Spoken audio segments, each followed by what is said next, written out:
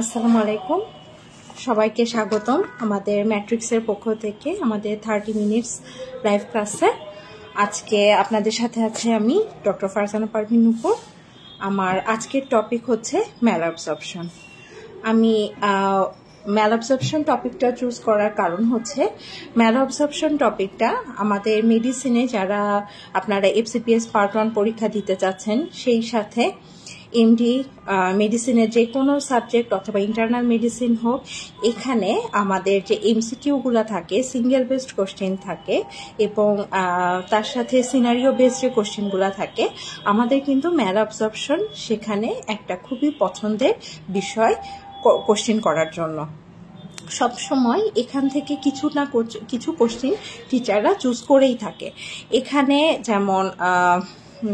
যেমন টিচাররা আরো কি পছন্দ করেন এখান থেকে কিন্তু এটার সাথে রিলেটেড জিনিস হচ্ছে diarrhoea, chronic diarrhoea, weight loss, ঠিক আছে? এই জিনিসগুলাও কিন্তু ম্যালঅ্যাবসর্পশনের সাথে অনেকভাবে জড়িত। তো যখন এগুলা থেকে কোশ্চেন আসবে, আপনাকে ক্রনিক ডায়রিয়া থেকে কোশ্চেন আসতে পারে, তার কিছু অপশনস ম্যালঅ্যাবসর্পশনের রিলেটেড জিনিস থাকবে। আবার আপনার ওয়েট লস থেকে আসতে পারে, ক্রনিক কোনো ইনফেকশন থেকে আসতে পারে, টিউবারকুলোসিস থেকে আসতে পারে, HIV ইনফেকশন থেকে আসতে পারে, লিম্ফোমা থেকে আসতে পারে, তারপর কিছু অটোইমিউন ডিজিজগুলা থেকে আসতে পারে, যেমন coeliac disease, inflammatory bowel disease, যেমন ক্রনস ডিজিজ, আলসারেটিভ কোলাইটিস। এগুলো নিয়ে যখন টিচাররা কোশ্চেন করবেন, আপনারা অহরহ এই কোশ্চেনগুলা কিন্তু আমাদের MCQ গুলাতে আপনারা পাবেন। সেই জন্য এটা সম্পর্কে আমাদের একটা স্বচ্ছ ধারণা দরকার। দেখা যায় যে ম্যালঅ্যাবসর্পশন টপিকটা আমাদের মনে হয় ম্যালনিউট্রিশন, তো এটা আমি পারবো, কিন্তু তারপরেও কিছু জিনিস, বেসিক জিনিস কিন্তু আমাদের রিভিশন দেওয়ার অভাবে আমাদের কিন্তু পরীক্ষায় আমরা কনফিউজড হয়ে যাই ঠিক আনসারটা চুজ করার ক্ষেত্রে। সেই জন্য আজকে আমাদের এই ছোট্ট লাইভ ক্লাসটাতে আমার প্রচেষ্টা হবে যেন আমরা বুঝতে পারি যে আমরা খুব কি জিনিস এখান থেকে ইম্পর্টেন্ট, এবং খুব শর্টলি আমরা খুব ইম্পর্টেন্ট কয়েকটা জিনিস যেন মনে রাখতে পারি। ঠিক আছে, তাহলে আমরা শুরু করি। আমাদের ম্যালঅ্যাবসর্পশন, আমি সবসময় যে কোনো ক্লাসে বলি যে একটা নাম থেকে আমরা কিন্তু ওই ডিজিজটার অনেকখানি এমনিতেই কিন্তু আমাদের শেখা হয়ে যায়। ঠিক আছে, এখন যেমন আমি যখন ম্যালঅ্যাবসর্পশন পড়ব, তখন এখান থেকে এই নামটা থেকে কিন্তু আমরা বুঝতে পারছি যে এখানে ডিফেক্ট আছে। কোথায় ডিফেক্ট? এখানে অ্যাবসর্পশনে ডিফেক্ট। অ্যাবসর্পশনে ডিফেক্ট মানে তার মানে সাইট অফ প্রবলেমটা কোথায়? সাইট অফ প্রবলেম হচ্ছে আমাদের বডির যেই অর্গানটা অ্যাবসর্পশনের সাথে রিলেটেড, সেই অর্গানে আমার কোনো না কোনো সমস্যা হচ্ছে। তাহলে কারা কারা আমার বডিতে অ্যাবসর্পশনের সাথে রিলেটেড? সেখানে ডিরেক্ট অ্যাবসর্পশনে হেল্প করছে আমার small intestine. Most of the nutrients are absorbed through small intestine. কিন্তু সে তো আসলে জাস্ট অ্যাবজর্ব করছে, কিন্তু তাকে হেল্প করার জন্য আমাদের মুখ থেকে শুরু করে, কারণ এই যে স্যালিভারি এনজাইমস, এখান থেকে শুরু করে আমাদের জিআই ট্র্যাক্ট পুরাটায় আমাদের কিন্তু অনেক কিছু আমাদের হেল্প করে। সেই জিআই ট্র্যাক্ট তো আছে, এবং এর সাপোর্টিং কিছু অর্গান থাকে, যেমন থাকে লিভার, যেমন থাকে প্যানক্রিয়াস, সেই সাথে biliary channels, very much important for absorption, তাই না? তাহলে এই যে অর্গানগুলোর কথা আমি বললাম, তাদের যে কোনো জায়গায় যদি ডিফেক্ট থাকে, তাহলে কিন্তু আমার বডিতে ইনটেক আমি যাই করি না কেন, অ্যাবজর্পশন ঠিক মতো হবে না।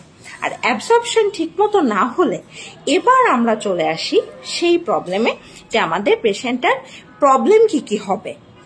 ওই যে আমরা যখনই মেডিসিনের কোনো টপিক পড়ব, সেই টপিকটা পড়ার সময় আমাদের মনে রাখতে হবে যে আমরা ভিজুয়ালাইজ করব মনে মনে যে আমার সামনে একটা পেশেন্ট আছে। আমার সামনে পেশেন্ট আছে চিন্তা করলে আমার কিন্তু পড়াটা অনেক সহজ হয়ে যাবে, ইজি হয়ে যাবে। এই যে এই কথাটুকু বললাম, তখন আমি চিন্তা করছি যে আমার কাছে পেশেন্টটা কিন্তু তার সিমটমগুলো নিয়ে আসবে।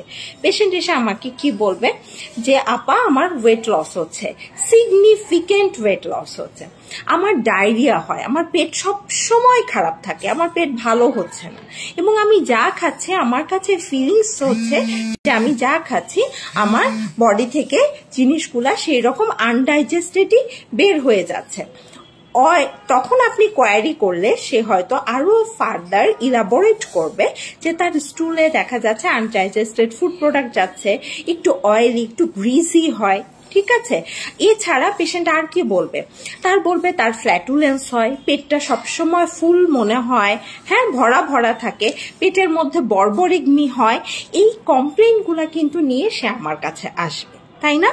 আমার কাছে যখন আসবে, আমি যখন তার কথাগুলো শুনবো, তখন আমার কিন্তু মনে মনে আমাকে চিন্তা করে ফেলতে হবে যে তার এই প্রবলেমগুলোর সাথে বডির কোন কোন অর্গান রিলেটেড, আমি কোন কোন অর্গানে টেস্ট করতে দিব, তার ফাংশনগুলো আমি দেখার চেষ্টা করব। তখন আমি মনে রাখবো 1 নম্বরে তো জিআই ট্র্যাক্টটা আছে, অ্যাবজর্পশনে প্রবলেম হচ্ছে, তাহলে স্মল ইন্টেস্টাইনটাকে আমি ইভালুয়েট করব। এর সাথে ব্রড হেডিং এ আমি প্যানক্রিয়াসটা দেখব, লিভারটা দেখব, বিলিয়ারি সিস্টেমটা দেখব, ওভারঅল এনজাইমেটিক সিস্টেমটা ঠিক আছে কিনা এটা দেখব। আর কি দেখব, এই পেশেন্টটার এই যে তার কমপ্লেনগুলা, যার কমপ্লেনগুলা অনেক দিন ধরে, কারণ একটা মানুষের অল্প একটু ডায়রিয়া হলে কিন্তু সে আমাদের কাছে আসে না।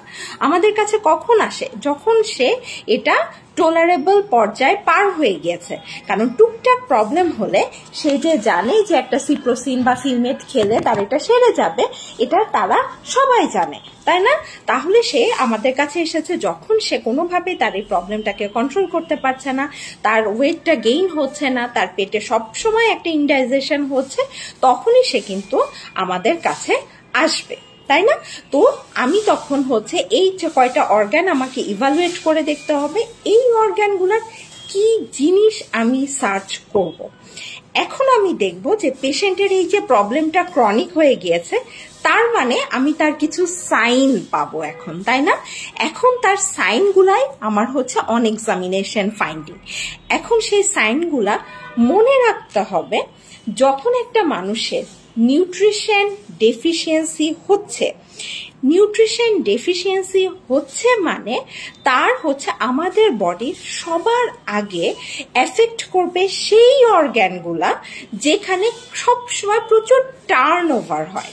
টার্নওভার হয় কোথায়? আমাদের স্কিনের এপিথেলিয়াগুলা টার্নওভার হচ্ছে, আমাদের পুরা ভিতরে যেখানে যেখানে মিউকোজা আছে সেই এপিথেলিয়াল লাইনিংগুলা কিন্তু সারাক্ষণ শেডিং হচ্ছে, নতুন করে তৈরি হচ্ছে, নষ্ট হচ্ছে, নতুন করে তৈরি হচ্ছে।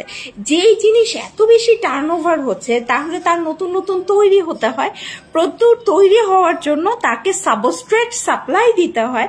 আর এই সাবস্ট্রেটের সোর্স কি? সাবস্ট্রেটের সোর্স হচ্ছে আমাদের ফুড, এবং এই সেই ফুডটা অ্যাবজর্ভ হয়ে কিন্তু আমাকে এই নিউট্রিয়েন্টটা দিবে, এবং নিউট্রিয়েন্ট থেকে আমাদের অ্যাডিকুয়েট এনজাইমস দিয়ে এবং হচ্ছে প্রোটিন দিয়ে আমাদের এই জিনিসগুলা কম্পেনসেটরি, মানে আমাদের এই যে রিনিউয়াল, সেলফ রিনিউয়াল গুলা হতে থাকবে। তাহলে যখন আমার নিউট্রিশন ডেফিসিয়েন্সি, তাহলে যেখানেই টার্নওভার বেশি হয় সেই জায়গাগুলোতে ডেফিসিয়েন্সি হবে। তাহলে আমাদের এপিথেলিয়াল লাইনিং গুলার কথা বলছি, স্কিনের লাইনিং এর কথা বলছি, হেয়ারের কথা বলছি, আরবিসির কথা বলছি, তাই না? বোনসের সেলগুলার কথা বলছি, এগুলা কিন্তু আমাদের নষ্ট হচ্ছে, নষ্ট হবে। বোঝা গেল কেন হচ্ছে এগুলা? তাহলে এখানে কি হবে?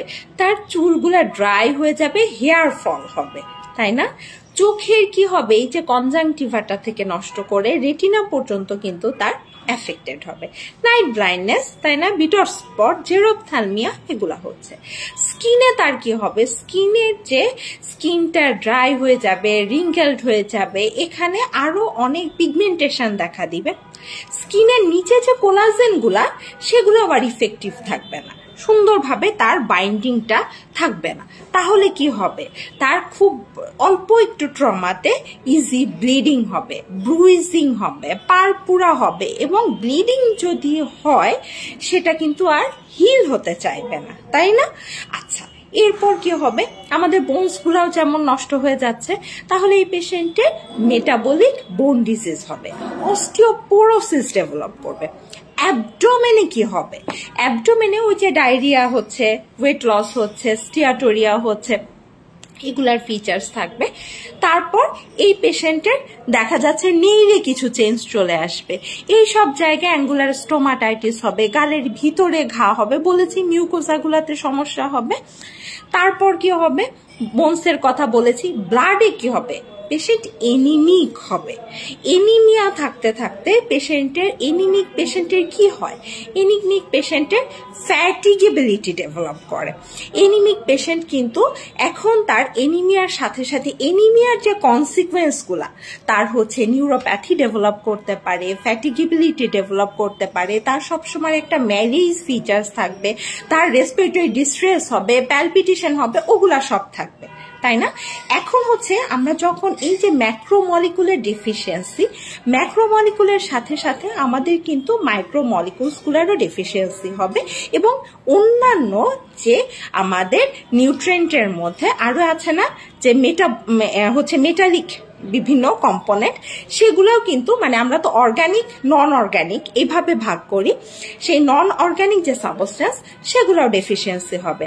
আমার ক্যালসিয়াম ডেফিসিয়েন্সি হচ্ছে, আমার হচ্ছে ফসফরাস ডেফিসিয়েন্সি হচ্ছে, আমার জিঙ্ক ডেফিসিয়েন্সি হচ্ছে, আমার ম্যাগনেসিয়াম ডেফিসিয়েন্সি হচ্ছে। তাহলে এগুলো যে বললাম মেটাবলিক বোন ডিফেক্ট যেমন হবে, এরকম এরকম সব মানে নন অর্গানিক ডেফিসিয়েন্সি গুলো আমাদের এক্সামিনেশনে আমরা পেশেন্টের মধ্যে আমি সেটার ফিচার্স পাবো, তাই না? পেশেন্টের ওয়েট যেমন হচ্ছে রিডাকশন হচ্ছে, তার সাথে তার হাইট কিন্তু গ্রো করবে না, তাই না? হাইটটাও আস্তে আস্তে ইম্পেয়ার্ড হবে, পেশেন্টের টেস্ট সেন্সেশন কমে যাবে, পেশেন্টের অ্যানোরেক্সিয়া ডেভেলপ করবে, পেশেন্টের ইনফার্টিলিটি ডেভেলপ করবে, ওকে, মেমোরি লস হবে, পেরিফেরাল নিউরোপ্যাথি হবে। এখন দেখেন বলেছি আমি, যেগুলা খুব বেশি টার্নওভার হয়, সেলফ রিনিউয়াল বারবার হচ্ছে, হ্যাঁ, স্টেম সেলস প্রপার্টি অনেক বেশি, সেই সেলগুলা যেমন সবচেয়ে বেশি এফেক্টেড হচ্ছে। এছাড়াও পার্মানেন্ট কিছু টিস্যু আমাদের বডিতে থাকে, যেমন স্কেলেটাল মাসল, তাই না? আমাদের নিউরন, এগুলোও কিন্তু এফেক্টেড হয় না। যেমন B1 ডেফিসিয়েন্সিতে আমাদের বেরি হয়, বেরি দুই রকম, ড্রাই বেরি, ওয়েট বেরি। ওয়েট বেরিতে আমাদের কিন্তু হার্ট এফেক্ট করে। আবার আমাদের যে এই যে মাসেল, হ্যাঁ, মাসেলেও আমাদের কি হবে, আমাদের যেহেতু প্রোটিনটাও অ্যাবসর্ভ হচ্ছে না, তাহলে এই পেশেন্টের মাসেল কিন্তু ওয়েস্টিং হবে এবং মায়োপ্যাথি ডেভেলপ করবে, ঠিক আছে? আবার ওই যে পেশেন্টের ভিটামিনস গুলার মধ্যে একটা ভিটামিনস আছে ভিটামিন ডি ডেফিসিয়েন্সির কারণেও কিন্তু তার এইরকম মায়োপ্যাথি ডেভেলপ করবে। ব্লাডের যে বিভিন্ন ব্লাডের কম্পোনেন্টস গুলার মধ্যেও কিন্তু একটা ইম্পর্টেন্ট কম্পোনেন্ট হচ্ছে ভিটামিন, মানে নিউট্রিশনাল ফ্যাক্টরস যেটা ব্লাড তৈরিতে হেল্প করে, সেটা হচ্ছে ভিটামিন B12। এই B12 কিন্তু আমাদের ম্যাচুরেশনে, ডিএনএ ম্যাচুরেশনে হেল্প করে। তো সেটা যখন হবে না, পেশেন্টের কিন্তু এক হচ্ছে ব্লাডের সেলগুলা এইরকম বড় হয়ে যাবে, কারণ ইম্যাচুর সবাই হচ্ছে অনেক বড়, ঠিক আছে? মাথা মোটা, আমরা মাথা মোটা কাদের বলি? যাদের আইকিউ লেভেল একটু কম, বুদ্ধি একটু কম, তাই না? এইরকম হচ্ছে সেরকম মেগালোব্লাস্ট তৈরি হবে, তারা ইম্যাচিউর, কিন্তু তাদের ডিএনএ ঠিক মতো ম্যাচিউর হয়নি due to deficiency of vitamin B12। এতক্ষণ আমি আপনাদেরকে যে কথাগুলো বলছি, এগুলো সব কিন্তু কিসের ফিচার্স? এগুলা all of them are science. পেশেন্টের সিমটম আমাকে বলেছে, আমাকে সাইনগুলা বলেছে, আমি কোন অর্গান, মনে আছে তো কোন অর্গান? পুরা জিআই ট্র্যাক্টের কথা আমরা বলবো, প্যানক্রিয়াসের কথা চিন্তা করব, লিভারের কথা আমরা চিন্তা করব, ঠিক আছে? আর সবার আগে স্মল ইন্টেস্টাইন, ওকে? আচ্ছা, নেক্সট হচ্ছে এখন আমাকে মনে রাখতে হবে যে এই পেশেন্টটাকে তো আমি এবার ইনভেস্টিগেট করতে যাব। ইনভেস্টিগেশন করার সময় আমি তখন আবার এই যে অর্গানগুলোর মধ্যে কোনটা মোস্টলি এফেক্টেড হওয়ার চান্স বেশি এই পেশেন্টের ক্ষেত্রে সেটা আমাকে কিন্তু চিন্তা করতে হবে। তাহলে সেটা চিন্তা করার জন্য আমাকে মাথায় একটা ডেভিসনে আমাদের সুন্দর একটা ক্লাসিফিকেশন আছে না, যে একটা হচ্ছে ইন্ট্রালুমিনাল, তারপরে আছে হচ্ছে আমাদের মিউকোসাতে প্রবলেম হলে কি হতে পারে, আর পোস্ট মিউকোসা লিমফেটিক অবস্ট্রাকশনের কারণে যেটা হতে পারে, সেইভাবে আমরা কিন্তু মনে রাখি। সাধারণত লুমেনের মধ্যে কখন প্রবলেম হয়, লুমেনের মধ্যে আমাদের ডাইজেশনে কারা হেল্প করে, সেটা হচ্ছে প্যানক্রিয়াটিক এনজাইমসগুলো।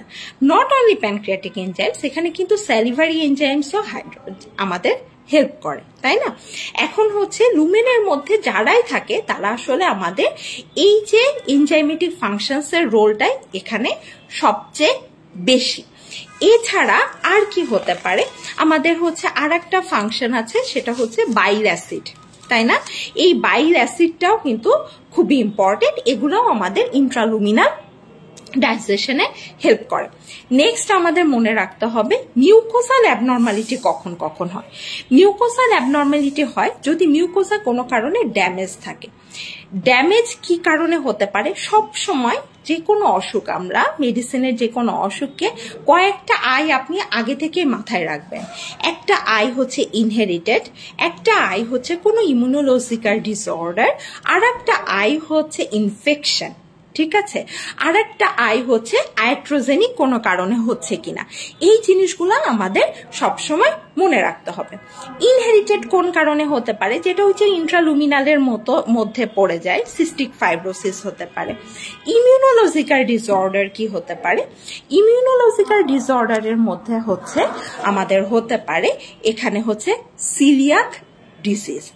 সিলিয়াক ডিজিজে আমাদের মিউকোজাটা কিন্তু নষ্ট হয়ে যায়।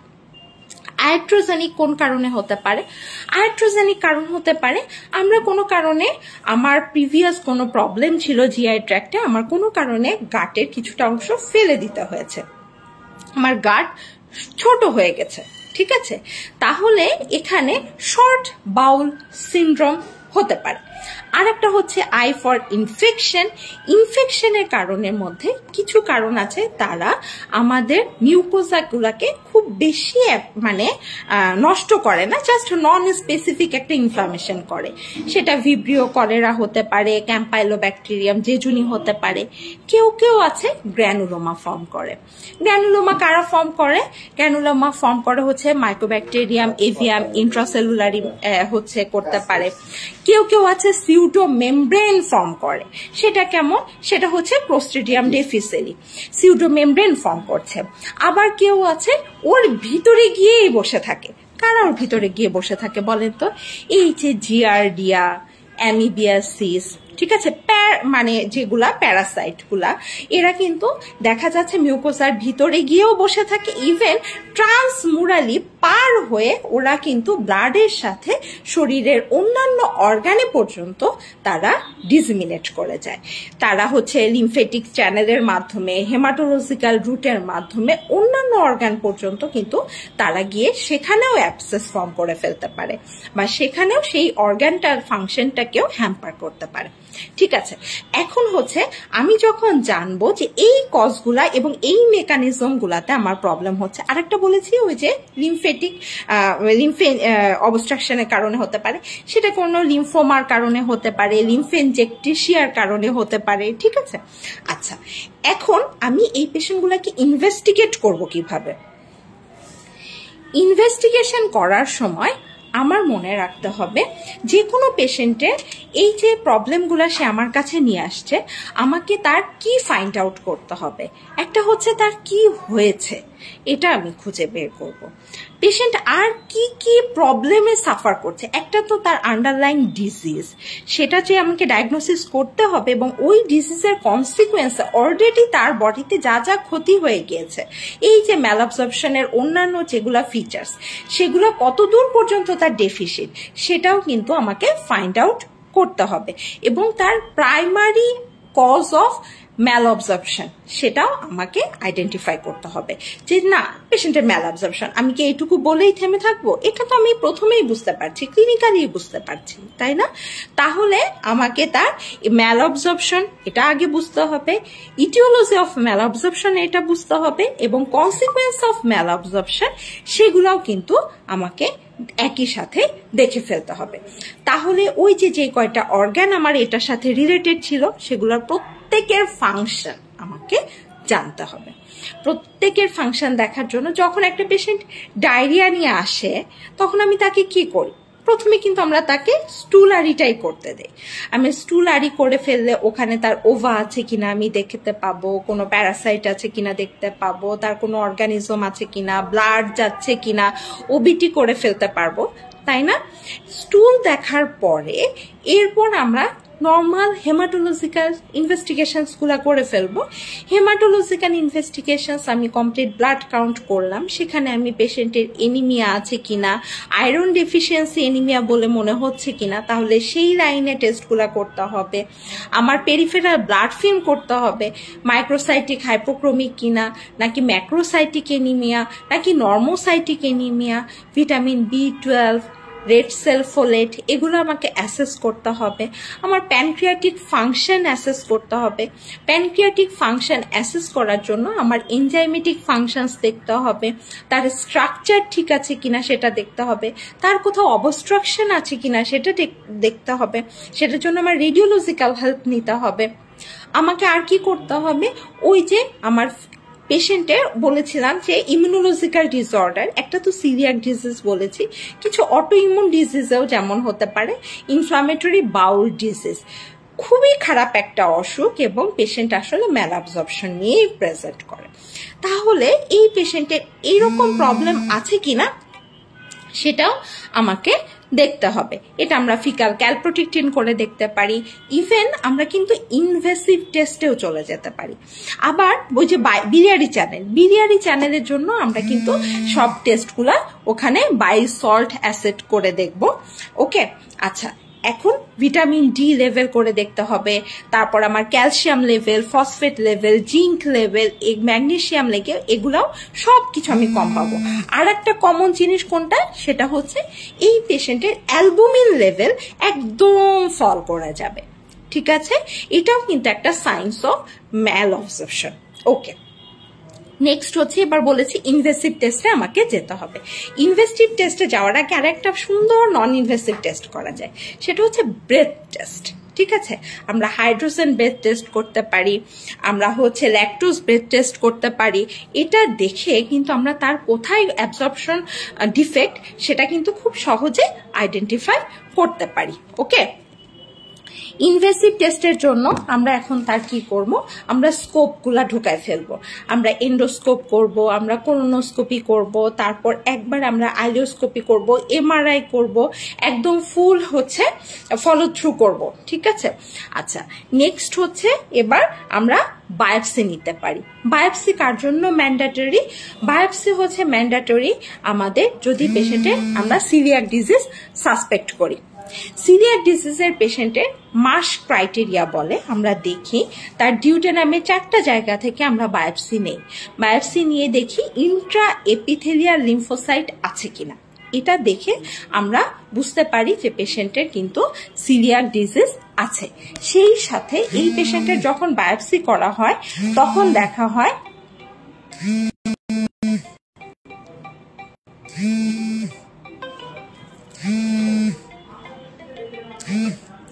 তখন দেখা যাবে যে এই পেশেন্টের কি পাবো? আমাদের জিআই ট্র্যাক্টে যেখান থেকে সবচেয়ে বেশি অ্যাবজর্পশন হয়, এই যে স্মল গাট বলেছি, এটার একটা ক্রাইটেরিয়া হচ্ছে এখানে ভিলাই থাকে, ফিঙ্গার লাইক প্রজেকশন থাকে। হ্যাঁ, জেজুনামে থাকে একটু লিফ লাইক প্রজেকশন, আইলিয়ামে থাকে হচ্ছে ফিঙ্গার লাইক প্রজেকশন। এবং এই যে ফিঙ্গারগুলোর মাঝখানে যে গর্তগুলা সেটাকে আমরা বলি ক্রিপ্ট। ঠিক আছে, আচ্ছা, তারপরে হচ্ছে এই ক্রিপ্টের জায়গা এবং এই ভিলাইয়ের জায়গা, এই দুইটা জায়গা খুবই ইম্পর্ট্যান্ট ফর অ্যাবজর্পশন। ঠিক আছে। এখন যখন কোনো পেশেন্টের ওই যে মিউকোসাল ডিফেক্ট যে গুলাতে হয় তখন তাদের কি হয়, ভিলাইগুলা না নষ্ট হয়ে যায়। ভিলাইগুলা যখন নষ্ট হয়ে এরকম বন্ধ হয়ে যাবে তখন তার কি মনে হবে, ক্রিপ্টগুলা হাইপারপ্লেসিয়া হয়েছে। আসলে ক্রিপ্ট মানে গর্তগুলা হাইপারপ্লেসিয়া হয় না, ভিলাইগুলা নষ্ট হয়ে যাওয়ার কারণে এই জায়গাগুলাকে গর্তগুলাকে বেশি দেখা যাচ্ছে। ঠিক আছে, এগুলা কিন্তু যে কোনো আরো যেগুলা গাটের হচ্ছে হাইপার সেন্সিটিভিটি ডিসঅর্ডার আছে, আমাদের যেমন অ্যাজমা হয়, অ্যাজমা হচ্ছে আমাদের একটা রেসপিরেটরি ট্র্যাক্টের হাইপার সেন্সিটিভিটি, এরকম কিন্তু জিআই ট্র্যাক্টেরও হাইপার সেন্সিটিভিটি হয়, জিআই ট্র্যাক্টেরও এরকম ইউসিনোফিলিয়া হয়, জিআই ট্র্যাক্টেরও এরকম ইউসিনোফিলিক বা অ্যালার্জিক একটা সেন্সিটিভিটি হয়। কিছু কিছু খাবার খেলেই তার ডায়রিয়া শুরু হয়ে যায়, পেটের মধ্যে বড়বড় করা শুরু করে দেয় এবং অ্যাবজর্পশন ঠিক মতো হয় না, এবং এটা কিন্তু খুবই কমন এবং একটা নেগলেক্টেড একটা হচ্ছে ডায়াগনোসিস বলতে পারেন, অনেক কম। হ্যাঁ, আচ্ছা, আমরা তাহলে এটাও কিন্তু আমাদের মাথায় রাখতে হবে যে পেশেন্ট এরকম কোনো কন্ডিশনে সাফার করছে কিনা। আমরা তখন এই যে ইনভেসিভ টেস্টে এক তো আমরা ভিতরে ঢুকে দেখবই যে তার কোথাও কোনো আলসার আছে কিনা, পলিপ আছে কিনা, ডাইভার্টিকুলাম আছে কিনা, ব্লিডিং স্পট আছে কিনা, কারণ এই যে স্কিপ লেশন আছে কিনা যেটা ক্রনসে পাওয়া যেতে পারে, একই সাথে লেশনটা আছে কিনা যেটা আলসারেটিভ কোলাইটিসে পাওয়া যাবে, তারপরে পেশেন্টের কোথাও কোনো ডাইভার্টিকুলা আছে কিনা যেখানে ইনফেক্টিভ ফোকাই থেকে কি তৈরি করতে পারে, স্মল বাউল ব্যাকটেরিয়াল ওভারগ্রোথ, এটা কিন্তু হতে পারে। ঠিক আছে, এই জিনিসগুলো আমাদের মাথায় রাখতে হবে। আর একটা জিনিস মাথায় রাখতে হবে, সেটা হচ্ছে বাইল অ্যাসিড ডায়রিয়া। অনেক সময় স্মল ইন্টেস্টিন বা আইলিয়ামে যদি ঠিক মতো বাইল গুলাকে অ্যাবজর্ভ আবার করতে না পারে, বাইল সল্ট গুলাকে অ্যাবজর্ভ করতে না পারে, তাহলে কিন্তু আমাদের ফ্যাট অ্যাবজর্পশন ঠিক মতো হয় না, কারণ bile acid is very much important for micelle formation এবং fat absorption, fat soluble vitamin absorption, তাহলে আমাদের সেটা পুরাটাই কিন্তু তখন নেগলেক্টেড থেকে যাবে। এটারও কিন্তু অনেকগুলো টাইপ আছে, আপনাদের অত কিছু জানা লাগবে না। আরো অনেক কজ আছে, যেমন হচ্ছে ওভারঅল ইমিউনোডেফিসিয়েন্সি যখন হয়, ও ইমিউনোডেফিসিয়েন্সি যে কম্বাইন্ড কমন ভেরিয়েবল ইমিউনোডেফিসিয়েন্সি আছে, যেখানে মিউকোজা ড্যামেজ হয় শুধু, যেমন IgA ডেফিসিয়েন্সি, সেটা দেখা যেতে পারে। আবার ওই যে বলেছিলাম সিলিয়াক ডিজিজ, ওখানে কিছু এনজাইমসের এগেনস্টে অ্যান্টিবডি আমরা দেখি, টিস্যু ট্রান্সগ্লুটামিনেজ অ্যান্টিবডি আছে কিনা, তারপর হচ্ছে আমরা এছাড়া হচ্ছে হুইপলস ডিজিজ আছে, যেটা তো ম্যালঅ্যাবজর্পশন তো থাকেই, একটা ব্যাকটেরিয়া দিয়ে হয়, গ্রাম পজিটিভ ব্যাকটেরিয়া টাইফেরিমা হুইপেলি, কিন্তু সে কি করে, সিস্টেমিক ডিসঅর্ডার করে, তার নিউরোপ্যাথি থাকবে, তার কার্ডিয়াক প্রবলেম থাকবে, তার হেমাটোলজিক্যাল ডিসঅর্ডার থাকবে, লিম্ফেডেনোপ্যাথি থাকবে, তার আর্থ্রোপ্যাথি থাকবে, সব প্রবলেম এই পেশেন্টগুলার পাওয়া যায়।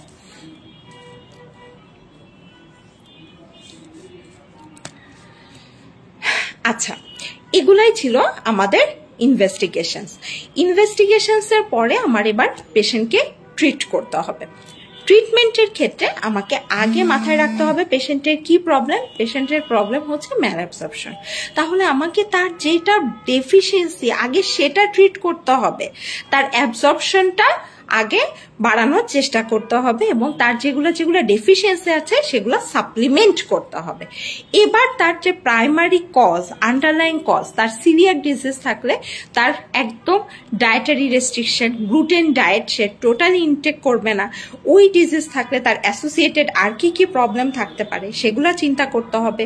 পেশেন্টের আন্ডারলাইং কোনো ক্রনিক ইনফেকশনের সাফার করছে কিনা, যেমন টিউবারকুলোসিস, HIV, জিয়ার্ডিয়াসিস, এগুলো আমাকে এক্সক্লুড করতে হবে। আবার বলেছিলাম যে ওই যে স্মল ইন্টেস্টিনাল ব্যাকটেরিয়াল ওভারগ্রোথ, এটা কিন্তু এল্ডারলিদের খুবই কমন একটা অসুখ। কখন হয়, যদি অনেক বেশি সে PPI খায়, অ্যাক্লোরোহাইড্রিয়া হয়ে যায়, তখনও কিন্তু এই সিবো ডেভেলপ করে। আর কি হতে পারে, যদি কোনো কারণে তার হচ্ছে স্মল গাট এবং লার্জ গাটের মধ্যে ফিস্টুলার তৈরি হয়ে যায়, তাহলে কোলোনিক কন্টেন্ট গুলা সেখানে স্মল গাটে চলে যাবে এবং এখানে ব্যাকটেরিয়াল ওভারগ্রোথ হবে। ওকে, আচ্ছা, আর হচ্ছে তার যদি কোনো কারণে সে ইমিউনোডেফিসিয়েন্সিতে থাকে, তাহলেও হতে পারে। তাহলে আমাকে এই পেশেন্ট কোনো কারণে ইমিউনোডেফিসিয়েন্সি কিনা, সেটা ডায়াবেটিক কিনা, ম্যালিগন্যান্সি আছে কিনা, লিম্ফোমা আছে কিনা, এগুলা ফাইন্ড আউট করতে হবে এবং সেভাবে ট্রিটমেন্ট দিতে হবে। পেশেন্টের এই যে হচ্ছে মানে inflammatory bowel disease, ulcerative colitis কিনা বা হচ্ছে তার ক্রনস ডিজিজ কিনা, এটা আমাদের ইম্পর্টেন্ট একটা ডিফারেন্সিয়াস। এখন পেশেন্টের যে হেমাটোলজিক্যাল প্রবলেমগুলো হচ্ছে, তাহলে তাকে আমাকে ব্লাড সাপ্লিমেন্টেশন দিতে হবে, আমাকে তার ভিটামিন সাপ্লিমেন্টেশনগুলো B12 লাগলে B12 দিতে হবে। কারণ এই পেশেন্টের যখন আমরা সিবিসি করে দেখব, তারপর হচ্ছে আমরা তখন পেরিফেরাল ব্লাড ফিল্ম করব, স্পেশাল সিলিয়াক ডিজিজে কিন্তু স্পেশাল কিছু জিনিস পাওয়া যায়, ইভেন টার্গেট সেল পাওয়া যায়, স্ফেরোসাইট পাওয়া যায়, হাওয়েল জলি বডি পাওয়া যায়, এগুলো কিন্তু আপনাদের এমসিকিউতে আসবে। ওকে, এগুলা সেই জন্য আর একবার করে আপনাদেরকে বললাম। আমরা তাহলে কি করব, একটা হচ্ছে পেশেন্টের ম্যাল অ্যাবজর্পশন, সেই জন্য আগে তাকে অ্যাবজর্পশন যেগুলো ডেফিসিট আছে সেটা ক্যালকুলেট করে একটু একটু একটু করে, একবারে দেওয়া যাবে না, কারণ তার জিআই ট্র্যাক্টই এরকম না যে আপনি একবারে সে লোডটা নিতে পারবে। তার একটা ডায়েট প্ল্যান করে আমাকে তাকে তার নিউট্রিশনের যে ডেফিসিট সেটা কারেক্ট করতে হবে। এবার তার রিকোয়ারমেন্টের পরে এবার তার হচ্ছে ইমপ্রুভমেন্টের জন্য আমাদেরকে চেষ্টা করতে হবে এবং যে তার আন্ডারলাইং কজ সেটাকে ট্রিট করতে হবে। এভাবে কিন্তু আমরা একটা ম্যাল অ্যাবজর্পশন আমরা ট্রিট করতে পারবো। আপনাদেরকে এই ম্যাল অ্যাবজর্পশন থেকে তাহলে পরীক্ষার জন্য কি কি শিখবেন? পরীক্ষার জন্য আপনাদের জন্য এমসিকিউতে বেশি ইম্পর্টেন্ট হচ্ছে এটার ইটিওলজি, এটার সাইন, এটার সিমটম। এইটুকু থেকে আপনাদের 60 থেকে 70% কোশ্চেন আসার সম্ভাবনা। নেক্সট লেভেলে কোশ্চেন আসবে হচ্ছে আপনাদের ইনভেস্টিগেশন। ট্রিটমেন্ট থেকে আপনাদের খুব কমই কোশ্চেন আসবে, তো ইনভেস্টিগেশনসটা আপনারা পরে পড়বেন। সাইন এবং সিমটম এবং ইটিওলজি যেটা ক্লাসিফিকেশন, এটা আপনারা ভালো করে প্রিপারেশন নেবেন। এই ছিল আজকের লাইভ ক্লাস। সবাই ভালো থাকবেন, আবার দেখা হবে। আল্লাহ হাফেজ।